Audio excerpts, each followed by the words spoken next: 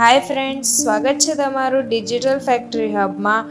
આવા અવનવા વિડીયોઝ જોવા માટે અમારી ચેનલને લાઇક, શેર અને સબસ્ક્રાઈબ કરો. Thank you. હેલો ફ્રેન્ડ્સ, એક ક્રાફ્ટ પેપર રોલમાંથી પેકેજિંગ બોક્સ કઈ રીતે બને છે?